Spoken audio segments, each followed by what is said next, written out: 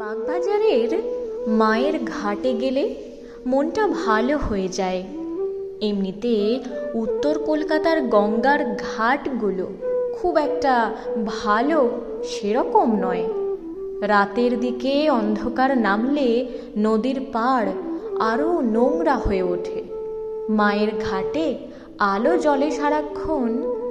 গঙ্গা থেকে মায়ের শেষ জীবনের আশ্রয় মায়ের বাড়ি কতই বা দূরে, আর হেঁটে কয়েক মিনিট।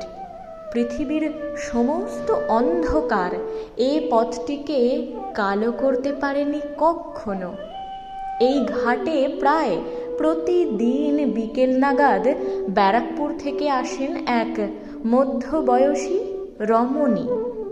চক্ররেলের শেষ কামরায় ওঠেন, আবার ফিরে যান ট্রেনে। স্বামী মারা গেছেন কিছুদিন আগে, বাড়িতে আর কেউ নেই তেমন। সচ্ছল সংসার, কিন্তু মন বড় অশান্ত। ইতিপূর্বে আরও অনেক জায়গায় গিয়েছেন তিনি।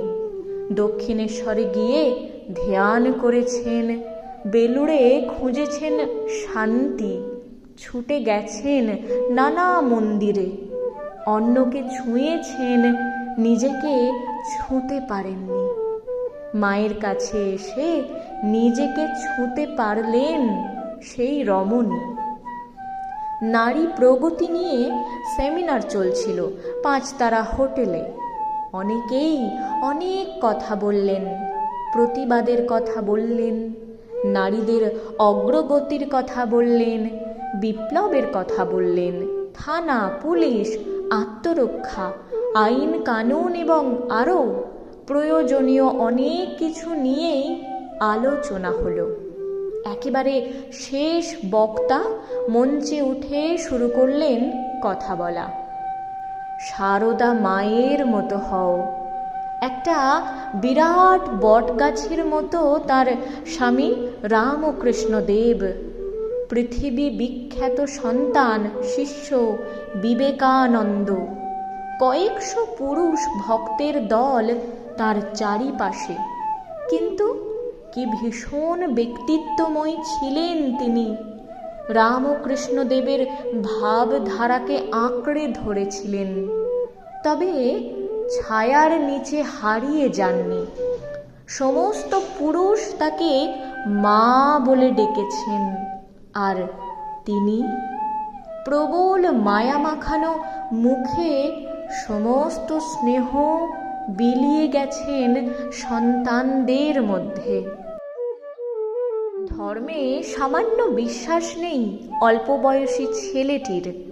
গিটার হাতে প্রায় দিনই মায়ের ঘাটে এসে বসে। কখনো সঙ্গে বন্ধু বান্ধব থাকে, কখনো বা একা।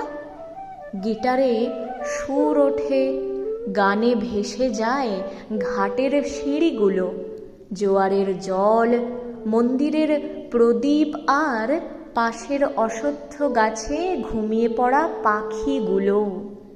পাশের বস্তিতেও ভেসে যায় সেই গান। অনেকগুলো বাচ্চা এসে জড়ো হয়। গিটার হাতে ছেলেটি আর ওর বন্ধুরা প্রায় দিনই বস্তির বাচ্চাগুলোর জন্য কিছু না কিছু উপহার নিয়েই আসে। তারপর আকাশে যখন চাঁদ ওঠে, গঙ্গায় মায়ের ঘাট থেকে হাঁটতে হাঁটতে ওরা চলে যায় মায়ের বাড়ির সামনে।